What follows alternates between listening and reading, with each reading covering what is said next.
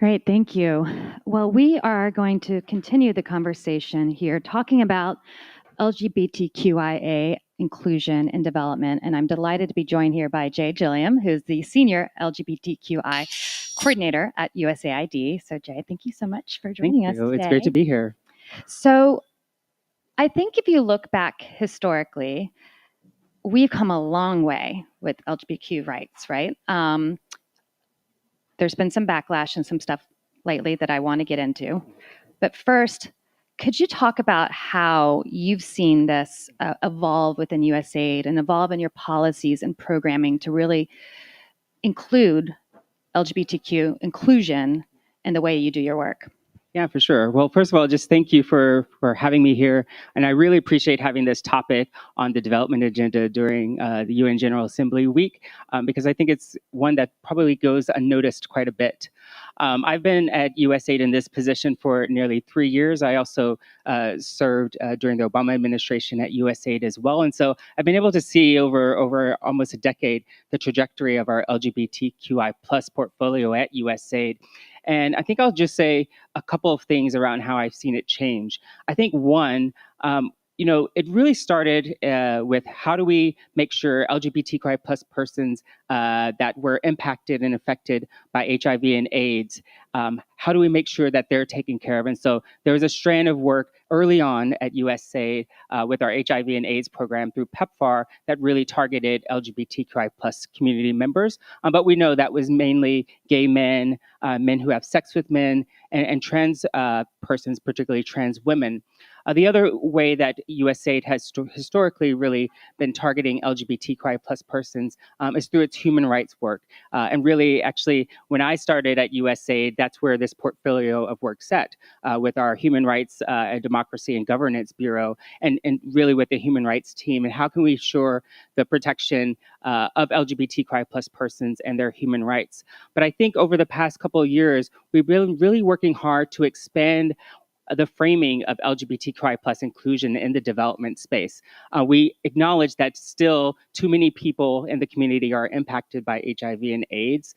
Too many people are impacted by the backsliding of human rights for LGBTQI plus persons. And so those can continue to be a cornerstone of the work that we're doing. But we also know that there are broader needs that LGBTQI plus community members have that can be answered and responded to by a lot of other work that we do in the development space. And I've had the privilege of meeting LGBTQI plus community members in my travels in this position. And I hear about the ways that they want USAID to be working on economic empowerment and livelihoods programs.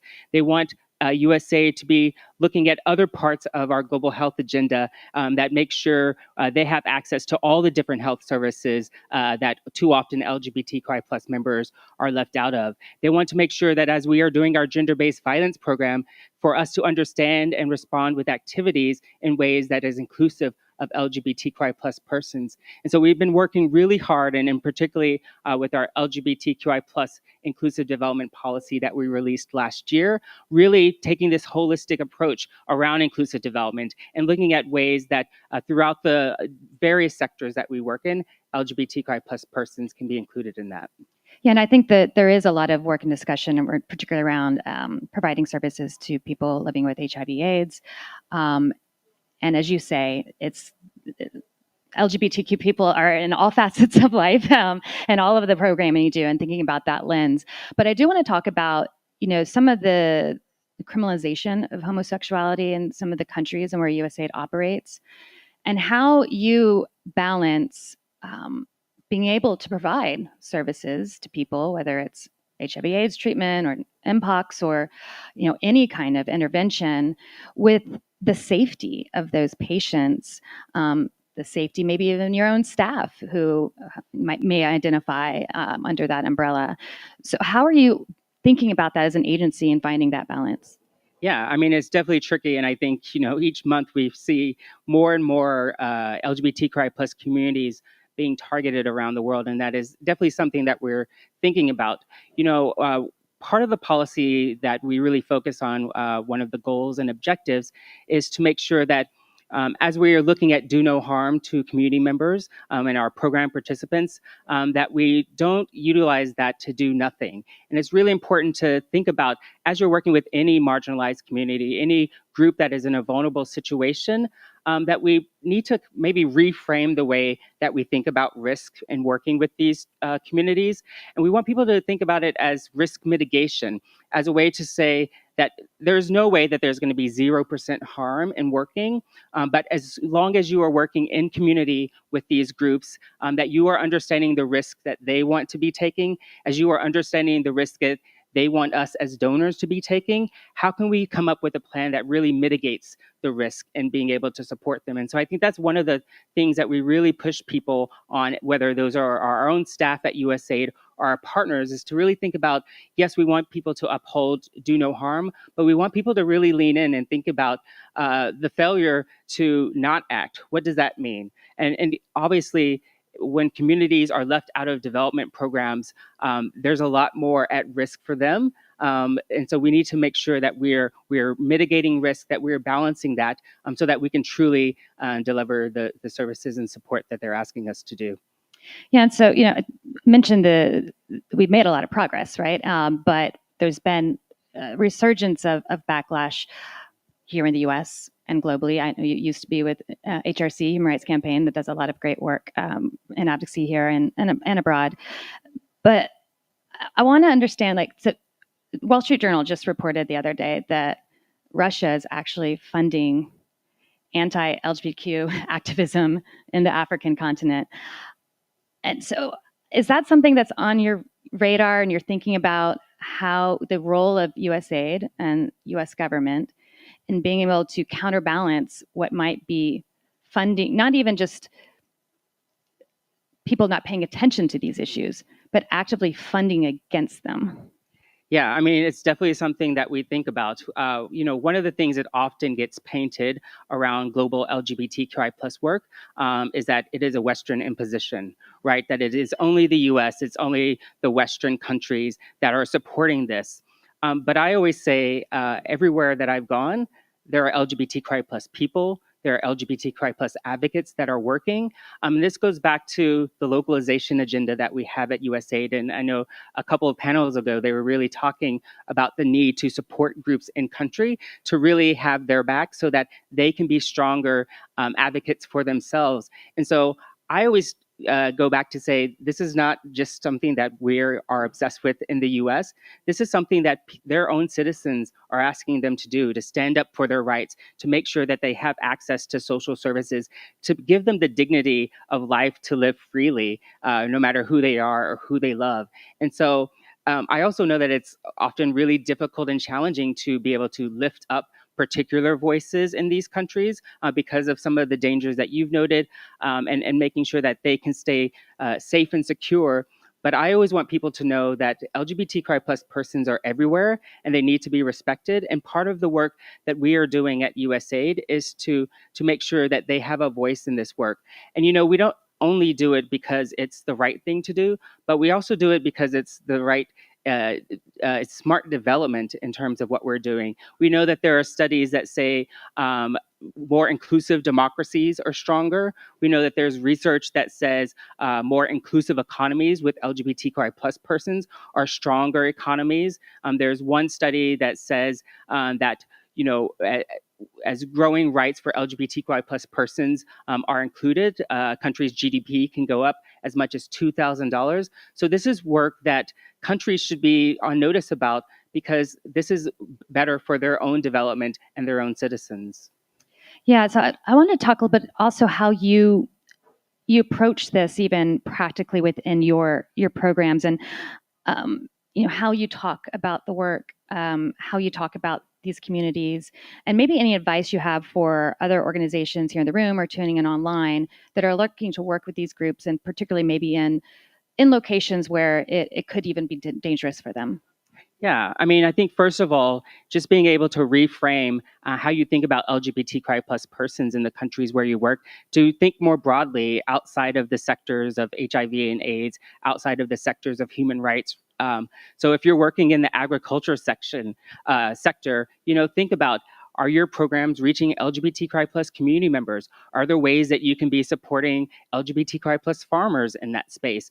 Like, make sure that as you are thinking about all the different other marginalized groups like women and girls, like Indigenous persons, like youth, make sure LGBTQI plus persons are part of that conversation and part of your analysis that you're doing when you're thinking about inclusive development, because I bet that there is a way that you can be reaching LGBTQI plus groups. I think the second thing that I would say is make sure that you are getting to know LGBTQI plus communities in the countries where you work. Make sure that you're having consultations with them, that you're meeting with them, that you're understanding what their priorities are. And I bet they go beyond just human rights protections, right?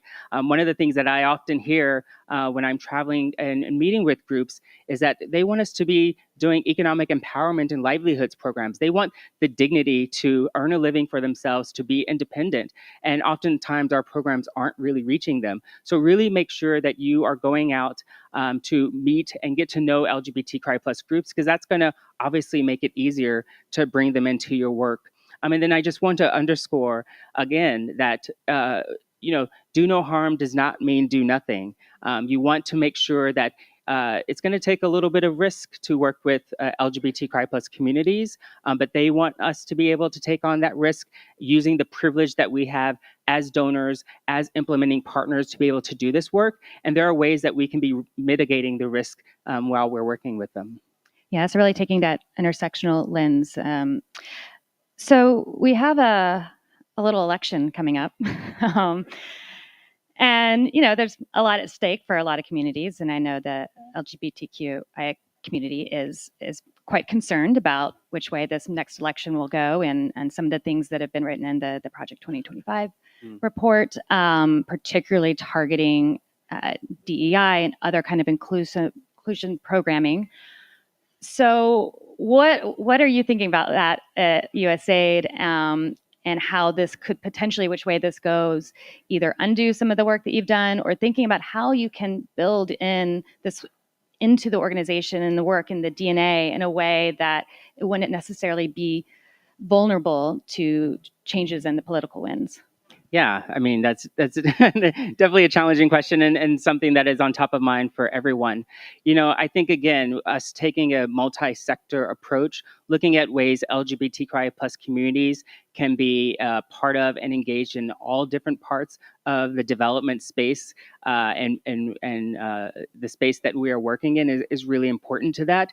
Making sure that, again, people understand that this is smart development that we're doing, and that it is not just LGBTQI plus persons where inclusive development matters.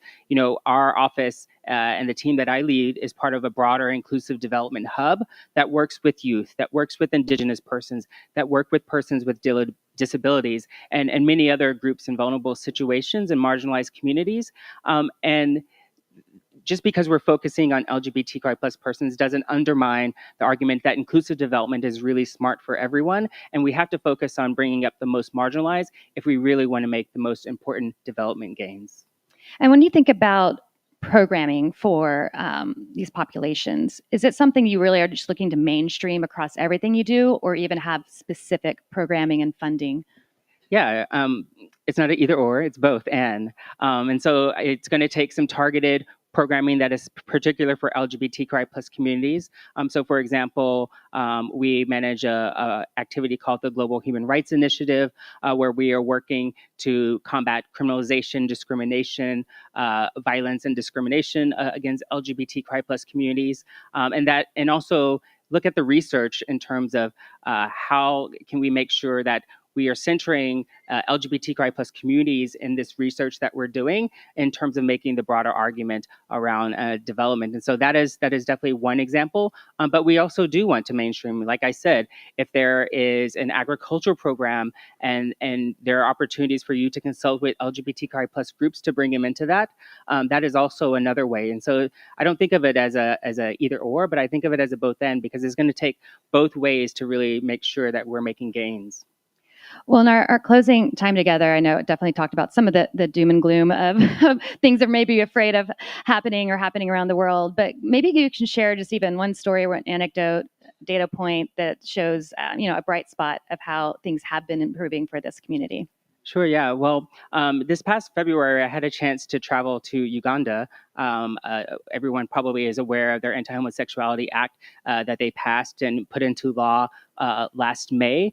But immediately following that, USAID was able to make sure that we had some rapid response support to communities there, making sure that we were able to provide legal and medical assistance, relocation assistance, and that was done in coordination with the local group. And so I got to go and visit with our partners there, visit with program participants as part of that. And it was just really heartening to know that even in a context where it is the utmost challenging for communities, and in a space where it's challenging for donors to be able to continue to work and make a commitment there, that we were able to do so. And I'm also just really proud. There were some LGBTQI plus advocates from Uganda in town a couple of weeks ago in Washington, D.C. And so I also got to meet with them. And they noted to me how life-saving it was for USAID to be there as a partner with them, and also how empowering it was for them to be able to lead in that work, to partner with us as a local organization to be able to do that.